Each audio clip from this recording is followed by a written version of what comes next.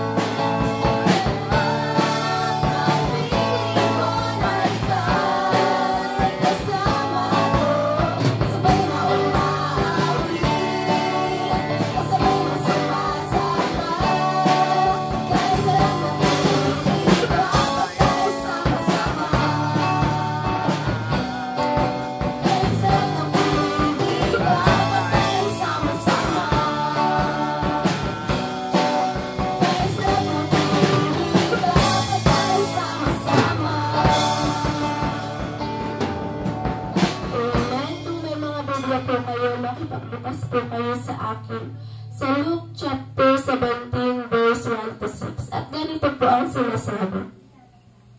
At sinabi niya sa kanyang mga alagad, hindi mangyayari na rin dumating ang mga kadahilanan ng pagkakatisod, natapuwat sa aban niya o pinanggalingan.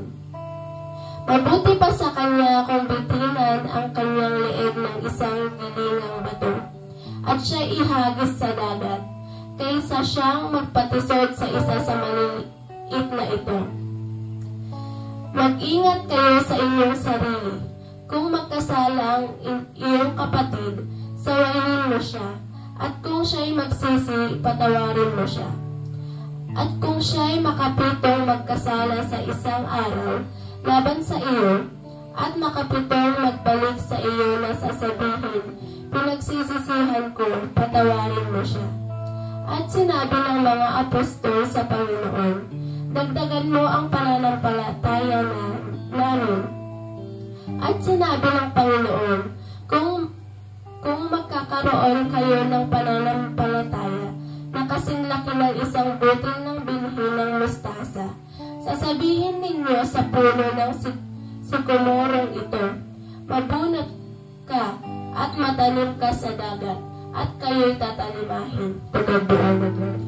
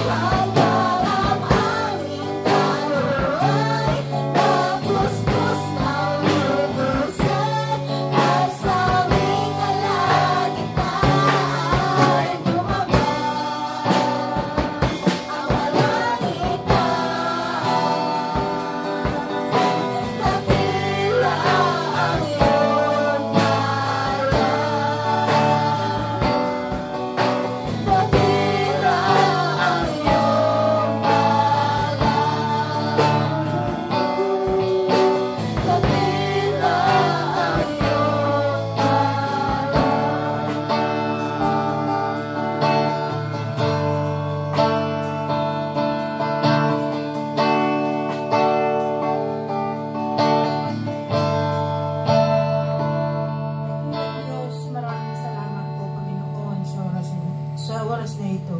Salamat dahil linggo na naman at muli, Panginoon, kami ay pinagtipon-tipon mo dito upang ikaw ay parangalan, upang ikaw ay sambitin namin ang iyong kabutihan, Panginoon. Salamat Amen. sa lahat Hallelujah. ng iyong pagpapala sa isang linggo. At sana, Panginoon, muli namin ipinapanalangin na pagpalain mo kaming muli sa darating na araw. Ang mga kapatiran namin, Panginoon, na wala pa dito, Panginoon, ikaw po ang siyang humipo sa kanila. Yes, Na Lord. ikaw Hallelujah. ang aming Diyos na makapangyarihan. Ikaw po ang nagbibigay ng aming pangangailangan sa araw-araw, Panginoon. Salamat po, Panginoon, sa mga biyaya na aming pong natatanggap. Dalangin ko rin po, Panginoon, na ang mga magagamit sa araw na ito, pagpalain mo po sila. Lalo na po ang aming pastor, Lord, ikaw po ang siyang mag-bless sa kanyang mga gawain, sa kanyang mga pinupuntahan, Panginoon. Pagpalain mo siya. Salamat po sa lahat. In Jesus' name we pray. Amen.